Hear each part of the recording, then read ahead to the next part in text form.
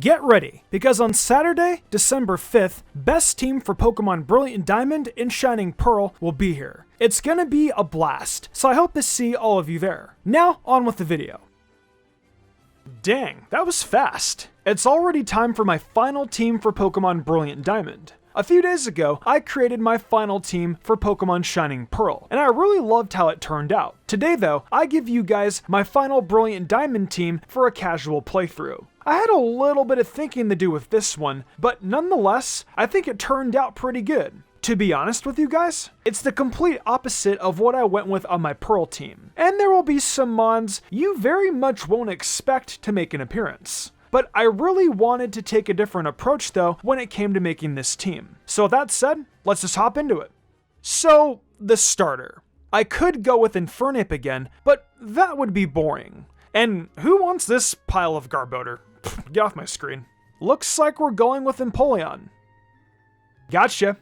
I'll bet you've already disliked the video. Scrub. At the end of my Pearl team, I told you guys I was contemplating on wanting to use Torterra. Well, I changed my mind, and I'm actually going to go through with it. For real though, Torterra is actually solid for an in-game playthrough. It's a relatively tanking mon, has solid stab options, but its move pool is just average. It's got moves like Crunch and Curse though, so it's going to be able to shred if it's built right. Overall though, Torterra seems to be a fun mon to run, and to be honest, I'm kind of looking forward to using it. I'm just excited to get out of the Grottle phase, because that thing, I'm sorry, it's ugly as sin. I don't mind Turtwig and Torterra for the most part, but Grottle is just a no-no. I'll survive though, and I will admit, it's a hard pill to swallow. But I got this. Let me know if Torterra is your favorite starter down below. Up next on this team is going to be Honchkrow. I mentioned in my Pearl video, as I was talking about Miss Magius, that I wanted to go for its Pokémon Brilliant Diamond equivalent. I haven't used Honchkrow in a very long time. In fact, it's actually been since one of my first playthroughs of Diamond back in 2007. Those times were awesome. Murkrow can be caught in the Eterna Forest right before the battle against Gardenia, and it's awesome because I will have a flying type right when I face her. Plus, there's also the aspect the Pluck TM is in Floaroma Town, and Wing Attack can be learned at level 15. Assurance can also be learned at level 25. So, for the early part of the game, Murkrow has some decent stab attacks. I will be looking for a Super Luck one, specifically because boosted crit rate is always nice. The Dusk Stone also isn't that late in the game. From what I've seen, it looks like a Dusk Stone can be found at Lake Acuity. I may trade one over though, because I'm a filthy cheater and I don't really feel like waiting that long. Diamond's going to be my second playthrough after all, so I think I may actually do that. Anywho though, Honchkrow's stats will be useful, and I look forward to having the Al Capone Crow on my team. Coming in at third is the other of the Floaroma duo, being Mew. Mew is a very adorable Pokemon. And in my Pearl team, I mentioned I was going to be using Jirachi. I wanted to have that opposite effect this time around. Mew is one of the most versatile Pokemon anyone can expect to have on their team, no matter what way you were playing. Oddly enough, the last time I used Mew was actually when I played Pokemon Blue a while back, and I wound up using the Mew glitch to get it in my game. I know, I'm a dirty cheater. With this Mew though, in Brilliant Diamond, it's 100% legit, and I don't feel as bad. On top of being cute and easy to obtain this go-around, Mew also has an incredible move pool to use. You can practically teach it anything you want and run it any way you want to. With Jirachi, I kind of had a set idea in motion running it as a mixed attacker. With Mew, I will more than likely do the same thing, except this time around, there was a lot more to pick from. I could run Setup with Swords Dance or Nasty Plot, I could run Calm Mind, or I could simply just use all coverage moves for whatever my team needs. Having base 100 across the board, and having access to a gigantic move pool like this, makes Mew the ultimate Pokemon for an in-game playthrough. I really look forward to using Mew. Let me know if you guys have used it.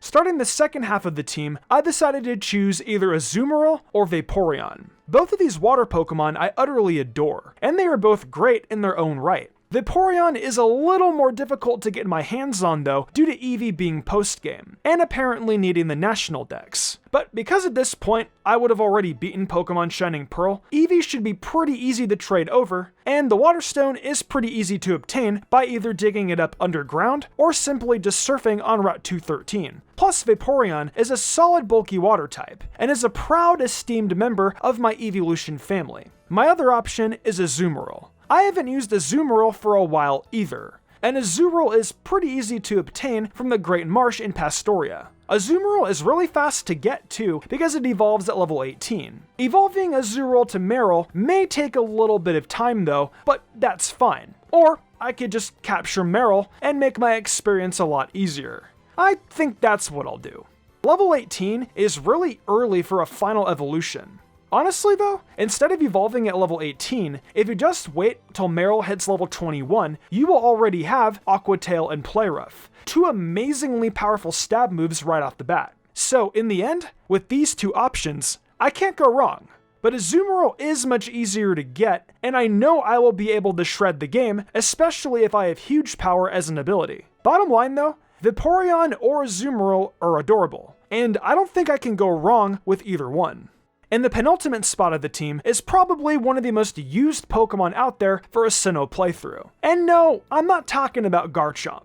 To be honest with you guys, despite this Pokemon being really popular, I really like it. So I'm gonna go with Lucario. Just like in the original Sinnoh games, Riolu can be obtained by helping out Riley on Iron Island. If you evolve it fast enough, you will have a pretty strong fighting type for the remainder of the game. I won't trade this one over though, because it's a mon you can naturally find. Lucario, I don't think I really need to explain how good it is. Base 90 speed, 115 special attack, 110 special attack. This Pokemon should be a pseudo-legendary, but it's not. Regardless though, it slays and will help out drastically on your journey. Lucario can be ran as a physical, special, or mixed attacker. Its move pool is semi-wide, so you can choose to do whatever you want with it. Once again, Calm Mind or Swords Dancer options, so you can choose to set up, or you can just run coverage. Bottom line, Lucario won't disappoint you.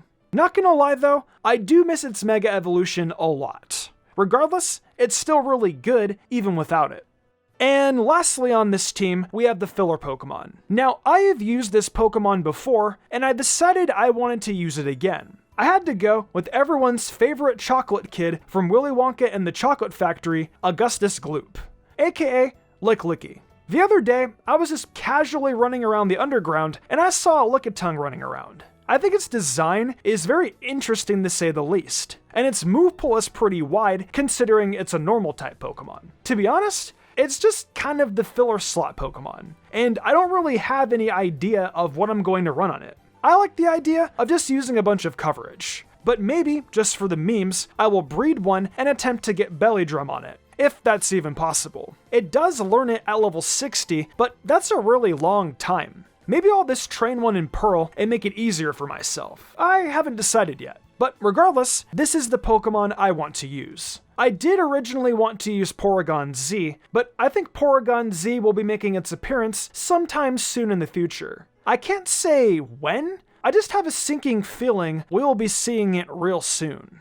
Well, that wraps up my final team for Pokémon Brilliant Diamond. I gotta say, I have really enjoyed playing through Sinnoh once again. I feel like a teenager playing my DS under the desk when the teacher wasn't looking. And yes, Mom, I did do that, and I have no regrets. Anyhow, what did you guys think of this team? I had a lot of fun putting this one together, and to be honest, I think it's one of the most unique ones I've made in quite a while. Be sure to let me know your Brilliant Diamond and Shining Pearl teams down in the comments below though. I'm looking forward to seeing what you guys got. Thanks for watching, guys. Remember that next Saturday is Best Team Day, so be sure to get hyped. I want to give a huge thanks to my phenomenal team, and for the amazing art done each week by Danny the Demon. I couldn't do all of this without them. If y'all enjoyed the video and want to see more content like this, be sure to leave a like, subscribe, and hit that notification bell. Be sure to leave a comment too. It really helps us out. For more bite-sized Pokemon content, be sure to check out Mystic Umbreon on TikTok and Mystic Umbreon Shorts. I think I'm gonna wrap this up though. I'm Mystic Umbreon, and I will see you next time with some more amazing Pokemon content.